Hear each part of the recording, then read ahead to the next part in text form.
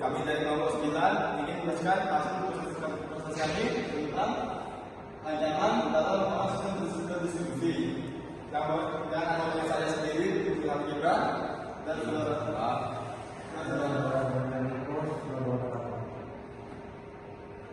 Maka yang dibacakan yang pertama, kami akan membahas tentang ancaman-ancaman dalam sistem distribusi. Yang kedua, kami akan membahas tentang ancaman untuk mobile download. Yang ketiga, kami akan membahas tentang tipe serangan dalam sistem distribusi. Yang keempat, kami akan membahas metode penyerangan. Yang kelima, kami akan membahas cara-cara untuk mengatasi ancaman sistem distribusi. Dan yang terakhir, kami akan membahas tentang poin-poin yang harus diperhatikan dalam merancang sistem yang aman dengan menerapkan bagaimana jika buruk terjadi. yang kedua akan dijelaskan metodologi untuk ancaman-ancaman pada sistem distribusi. Yang pertama, ada reactive atau kebocoran. Pengambilan informasi oleh penerima tidak tepat. Ancaman kebocoran terjadi melalui berbagai cara, termasuk akses tidak sah rumah sistem atau serangan cyber. Kebocoran data dapat merugikan privasi, keuangan, atau reputasi perusahaan. Dalam konteks sistem distribusi, kebocoran dapat terjadi pada data yang berpindah antar modus angkatan jaringan. Contohnya, seorang karyawan yang tidak bermaksud baik dapat mencuri informasi rahasia perusahaan dari server terdistribusi dan menggunakan hak atas yang dimilikinya. Yang kedua, ada tampering atau perubahan. Pengumuman informasi secara ilegal. Ancaman tampering dapat berasal dari pihak internal atau eksternal yang berusaha mengubah data, menganalisis informasi, atau memanipulasi operating system. Pengubahan data yang tidak sah dapat mengakibatkan informasi yang tidak akurat, atau bahkan dapat merusak integritas sistem secara keseluruhan. Contohnya adalah seorang hacker yang berhasil mengakses modus dalam jaringan terdistribusi dapat memanipulasi data, keuangan, mengubah jumlah uang yang ditransfer atau mengganti informasi bentuk merah. Ini dapat merusak integritas data keuangan perusahaan. Yang ketiga, ada vandalisme atau kerusakan. Gangguan operasi sistem tertentu, biasanya si pelaku tidak mengharapkan kebenaran. Ancaman vandalisme dapat melibatkan tindakan fisik seperti merusak perangkat keras, tapi juga bisa mencakup serangan cyber yang bertujuan merusak atau menghilangkan data. Vandalisme dapat menyebabkan kerugian finansial, gangguan operasional, atau bahkan kegagalan sistem.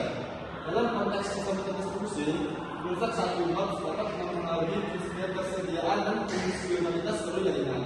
Contohnya, seorang individu dengan akses fisik ke data atau perangkat server dalam sistem terdistribusi dapat merusak perangkat keras, seperti mencabut kabel atau menghancurkan server fisik. Sedangkan saja vandalisme juga bisa mengakibatkan kerugian data, misalnya dengan merusak struktur database. Terus, Lalu selanjutnya untuk ancaman pada mobile code atau yang dikenal oleh beberapa tadi. yang pertama, mobile code.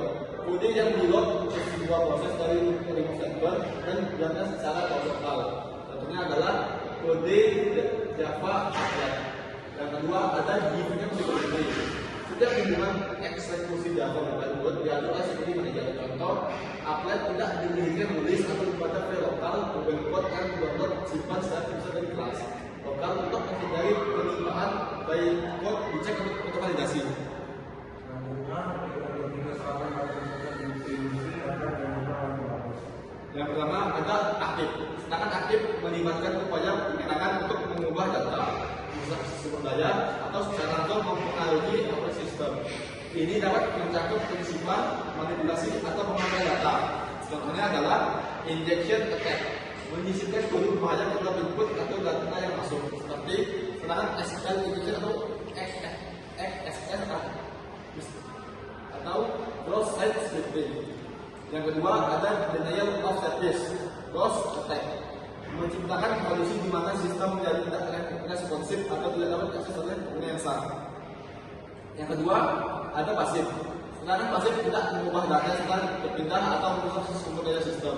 Penyerang sekalian informasi tanpa memberi dampak pada integritas atau ketersediaan data. Contohnya adalah pemantauan atau eavesdropping, seperti menyetak atau mendengarkan lalu lintas data tanpa mengubahnya. Misalnya, serangan skipping pada jaringan untuk mencuri skipping. Yang kedua, ada traffic analysis, menganalisis pola lalu lintas untuk mendapatkan wawasan tentang pola komunikasi tanpa memodifikasi data itu sendiri.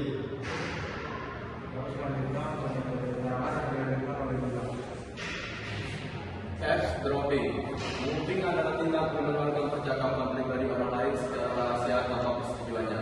Dalam konteks keamanan komputer, eavesdropping dapat terjadi ketika seseorang menyadap atau memonitor komunikasi data antara dua pihak tanpa sepengetahuan atau izin dari pihak yang terlibat. Contohnya, penyerangan menggunakan perangkat lunak sniffer untuk menyadap lalu lintas data pada jaringan, mencuri informasi sensitif seperti kredensial, login atau data kartu kredit. Selanjutnya, masquerading adalah teknik dalam jaringan komputer untuk menyembunyikan identitas alamat IP asli dengan menggunakan alamat IP palsu. Penyerangan mencoba menyamar sebagai entitas atau perangkat lain dengan menggunakan alamat IP palsu agar dapat mengakses sumber daya atau informasi tanpa terdeteksi. Contohnya, seorang penyerang menggunakan teknik IP spoofing untuk mengirimkan paket data dengan alamat IP palsu agar terlihat seperti berasal dari sumber yang sah. Selanjutnya, message tampering, mencegat atau menangkap pesan dan mengubah isinya sebelum dilanjutkan ke penerima sebenarnya. Penyerangan dapat mengintercept komunikasi dan mengerti atau memodifikasi pesan untuk memasukkan informasi palsu atau merusak integrasi data. Contohnya, seorang penyerang memodifikasi pesan yang berisi perintah keuangan untuk mentransfer dana agar mengarah ke rekening bank yang berbeda. Backtracking, sebuah serangan cyber di mana seseorang jahat menyadap lalu lintas mengulangi sebuah transmisi data yang sah melalui sebuah jaringan. Penyerangan merekam dan memutar ulang data yang telah direkam sebelumnya untuk mendapatkan akses yang tidak sah atau menciptakan skenario tertentu. Contohnya, seseorang penyerang merekam autentikasi yang digunakan dalam suatu transaksi dan kemudian memutarnya ulang untuk mendapatkan akses ke sistem. Terakhir, denial of service, menargetkan situs web dan server dengan mengaku layanan jaringan yang bertujuan untuk menghabiskan sumber daya aplikasi. Penyerang berupaya membuat layanan tidak tersedia untuk pengguna yang sah dengan membanjiri sumber daya atau menyebabkan kegagalan fungsionalitas sistem. Contohnya, serangan di DOS menggunakan banyak perangkat yang teridentifikasi atau botnet untuk mengirimkan lalu lintas data yang berlebihan ke suatu situs web, menyebabkan kegagalan server untuk merespons permintaan pengguna yang sah. Selanjutnya, cara-cara untuk mengatasi laporan distribusi akan dibacakan oleh dua.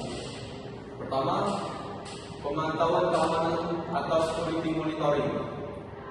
Implementasi sistem pemantauan keamanan yang efektif untuk mendeteksi aktivitas mencurigakan atau serangan yang sedang berlangsung. Gunakan alat pemantauan jaringan dan log untuk melacak aktivitas yang tidak biasa. 2. Enkripsi data. Gunakan enkripsi data untuk melindungi informasi yang dikirim dan disimpan di sistem terdistribusi. Terapkan enkripsi end-to-end untuk komunikasi data antar komponen sistem. Ketiga, firewall dan filter paket. Konfigurasi firewall untuk mengontrol lintas jaringan yang mencegah akses yang tidak sah. Terapkan filter paket untuk membatasi jenis lalu lintas yang diperbolehkan atau diblokir. Yang keempat, manajemen hak akses. Terapkan prinsip last privilege untuk memberikan hak akses yang diperlukan untuk setiap pengguna atau komponen sistem. Rutin tinjau dan perbarui pengaturan hak akses untuk memastikan keamanan yang optimal. Terakhir, pembaruan perangkat lunak. Pastikan semua perangkat lunak dan sistem operasi diperbarui secara teratur dengan patch keamanan terbaru. Selalu pantau dan perbarui aplikasi pihak ketiga yang digunakan dalam sistem terdistribusi. Selanjutnya, manajemen identitas dan autentifikasi. Terapkan kebijakan keamanan kuat untuk manajemen identitas dan autentifikasi. Gunakan autentikasi multifaktor atau MFA untuk lapisan keamanan tambahan. Pelatihan keamanan untuk pengguna. Berikan pelatihan keamanan untuk pengguna agar mereka dapat mengenali dan menghindari serangan sosial rekayasa dan tindakan kelalaian. Selanjutnya, pemulihan bencana atau disaster recovery. Rencanakan dan terapkan strategi pemulihan bencana untuk memastikan ketersediaan sistem setelah insiden keamanan atau bencana alam. Selanjutnya, audit dan evaluasi keamanan berkala. Lakukan audit keamanan secara berkala untuk menilai keamanan sistem dan mengidentifikasi potensi kerentanan. Evaluasi dan perbarui kebijakan keamanan sesuai dengan perubahan lingkungan dan ancaman yang muncul. Selanjutnya, kerjasama dengan pihak ketiga. Jalin kerjasama dengan penyedia layanan keamanan dan spesialis keamanan informasi untuk mendapatkan wawasan dan dukungan yang diperlukan. Selanjutnya, untuk bagaimana pertimbangan dalam merancang sistem yang aman dengan penerapan bagaimana jika krisis terjadi akan dijelaskan oleh Bapak. Pertama, interface. Menggunakan protokol keamanan. Pastikan pengguna protokol keamanan yang aman untuk interface komponen sistem. Contohnya, pengguna HTTPS atau SSL atau TLS untuk lalu lintas web dan protokol keamanan lainnya yang sesuai untuk komunikasi antar komponen. Kedua, jaringan tidak aman. Pengguna VPN jika sistem beroperasi dalam jaringan yang tidak aman, pertimbangkan pengguna virtual private network atau VPN. Untuk mengenkripsi lalu lintas data antar komponen sistem, firewall dan IDS dan IPS. Terapkan firewall dan sistem deteksi intrusi untuk memonitor dan melindungi jaringan dari ancaman potensial.